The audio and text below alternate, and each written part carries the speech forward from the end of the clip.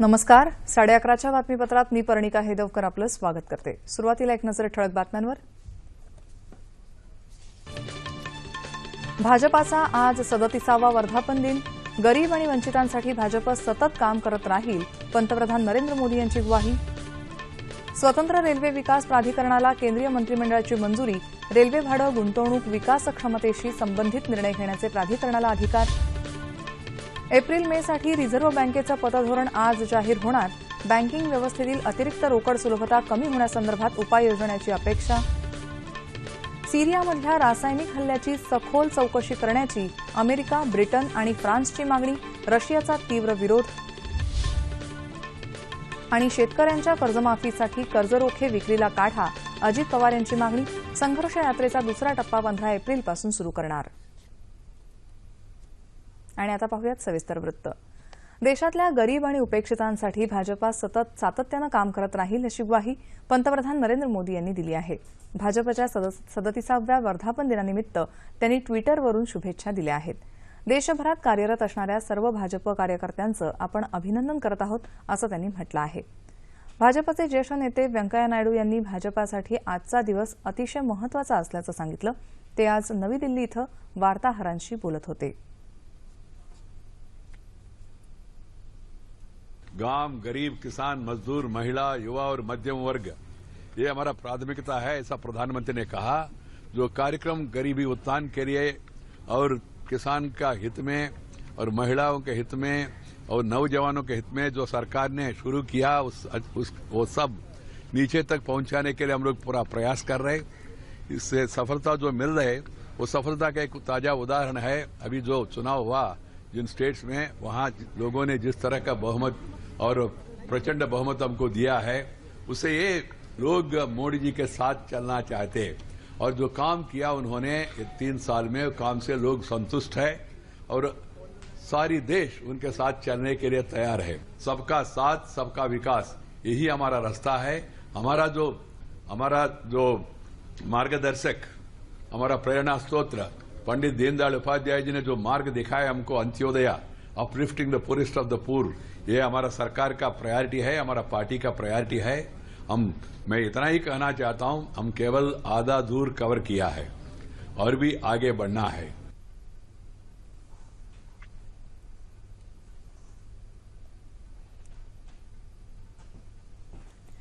केंद्रीय मंत्रिमंडळानं स्वतंत्र रेल्वे विकास प्राधिकरणाच्या स्थापनेला मंजुरी दिली आहे. पंतप्रधान नरेंद्र मोदी यांच्या अध्यक्षतेखाली झालेल्या मंत्रिमंडळाच्या बैठकीत हा निर्णय घेण्यात आला. या प्राधिकरणाच्या स्थापनेनंतर रेल्वे भाडं, गुंतवणूक आणि रेल्वेच्या क्षमता विकासाशी संबंधित निर्णय घेण्याचे अधिकार रेल्वे प्राधिकरणाला असतील. या प्राधिकरणामध्ये अध्यक्षासहित 3 सदस्य असतील. याबरोबरच बदलत्या गरजा लक्षात घेऊन तांत्रिक सुधारणा आणि विकासासंदर्भात इटलीच्या कंपनीसोबत झालेल्या करारालाही मंजुरी मिळाली आहे. विविध प्रकारच्या गुन्ह्यांना आळा घालण्यासाठी मंत्रिमंडळानं गुन्हे आणि गुन्हेगारांचा माग काढणाऱ्या प्रणालीच्या प्रकल्पाला 1 वर्षाची मुदतवाढ दिली आहे. महात्मा गांधी प्रवासी सुरक्षा योजना बंद करण्याचा निर्णय मंत्रिमंडळानं घेतला आहे. परदेशात नोकरीसाठी जाणाऱ्या ECR श्रेणीच्या कामगारांना 2012 मध्ये ही योजना लागू करण्यात आली होती.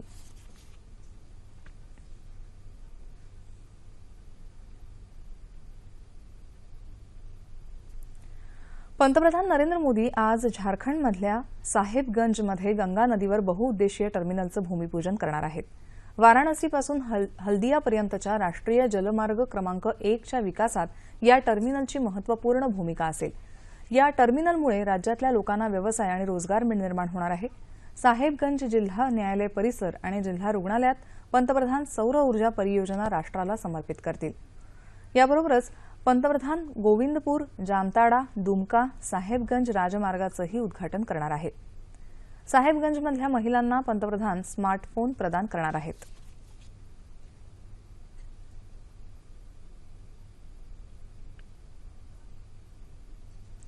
एप्रिल मे या 2 महिन्यांसाठीचं पतधोरण जाहीर करण्यासाठी पतधोरण निश्चिती समितीची 2 दिवसांची बैठक कालपासून मुंबईत सुरू झाली. एप्रिल मे साठीचं पतधोरण आज जाहीर होणार आहे. जानेवारीच्या महागाई निर्देशांक आणि औद्योगिक उत्पादन दर निर्देशांकाच्या आकडेवारीत मार्चपर्यंत विशेष बदल झाला नसल्यानं कर्जाच्या व्याजदरावर परिणाम करणाऱ्या रेपो दरात बदल होईल का याबाबत उद्योग जगतात उत्सुकता आहे. रिझर्व्ह बँकेनं मागील वर्षात मार्च 2017 पर्यंत महागाईचा दर 4% राखण्याचं लक्ष्य ठेवलं होतं. हे लक्ष्य गाठण्यात रिझर्व्ह बँक यशस्वी झाल्यानं आर्थिक वर्ष 2018 साठी महागाईचा दर 4% आणि त्यात 2% कमी अधिक लक्ष्य राखलं जाण्याची शक्यता आहे.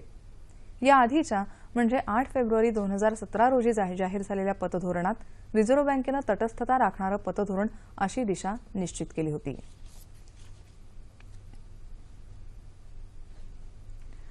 विधानसभेत आजही विरोधकांचा बहिष्कार कायम राहिला. मात्र विधानसभेचं कामकाज नियोजित वेळेत सुरू झालं.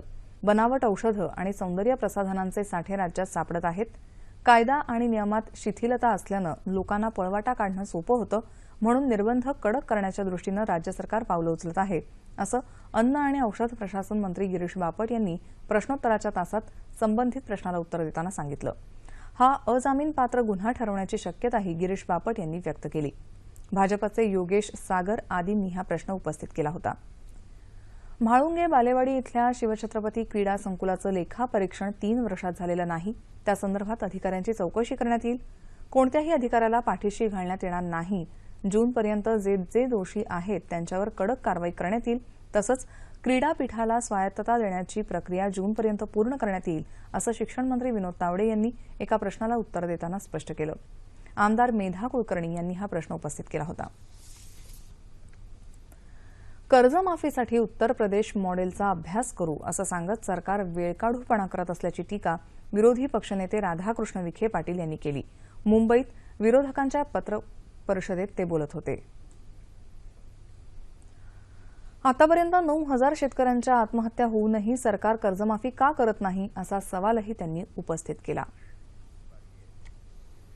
ही जी अपेक्षा जणू या सरकारनं दफन केली होती, परंतु केवळ या संघर्ष यात्रेमुळे आता मला वाटतं ह्या आमच्या मागणीला नवीन संजीवनी मिळालेली आहे आणि त्याचा परिणाम आता लोकांच्या मध्ये एक प्रकारची भूमिका राज्यातल्या शेतकऱ्यांची तयार झालेली आहे आणि तो दबाव सरकारवर वाढलेला आहे. राज्य सरकारनं शेतकऱ्यांची परिस्थिती लक्षात घेऊन सगळं कर्ज माफ करावं असं काँग्रेस नेते पृथ्वीराज चव्हाण यांनी सांगितलं. तर उत्तर प्रदेशचे मुख्यमंत्री कर्जमाफी देतात, मग इथले मुख्यमंत्री कर्जमाफी का देत नाहीत असा सवाल करत कर्जमाफीसाठी कर्ज रोखे काढा असं राष्ट्रवादी काँग्रेसचे नेते अजित पवार यांनी सांगितलं. येत्या 15 एप्रिलपासून संघर्ष यात्रेचा दुसरा टप्पा सुरू करणार असल्याची माहिती पत्रकार परिषदेत देण्यात आली.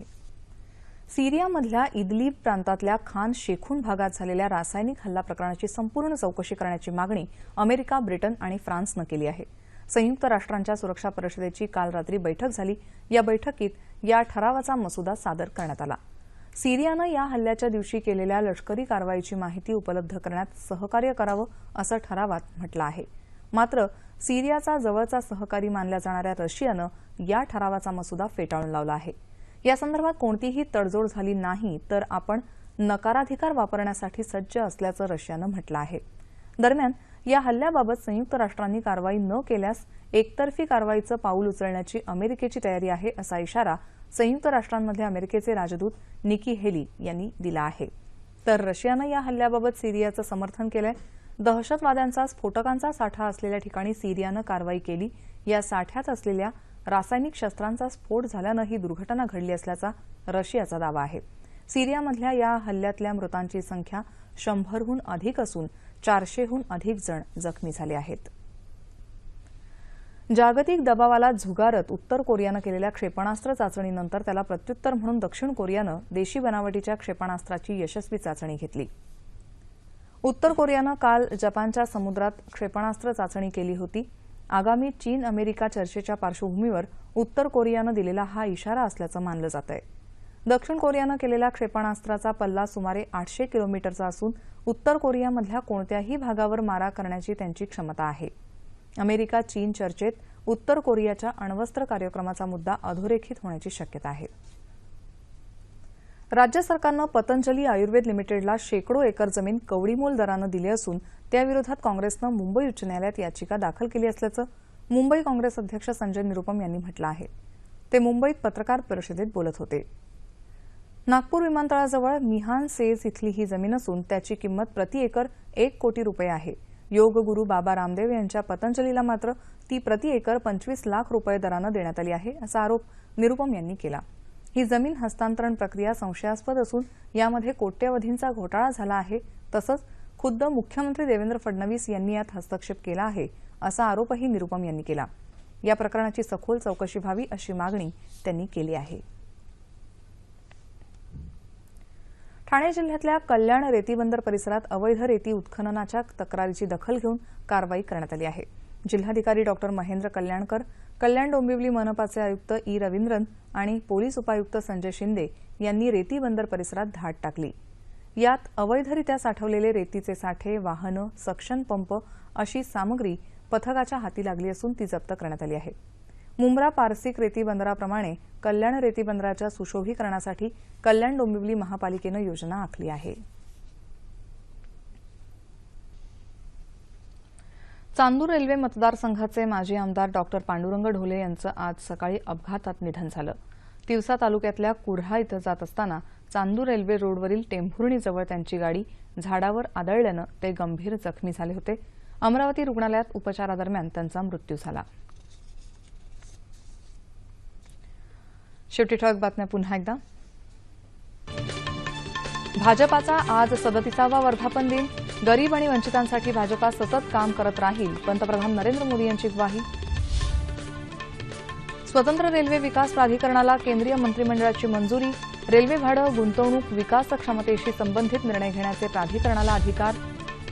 एप्रिल मे साठी रिझर्व्ह बँकेचं पतधोरण आज जाहीर होणार.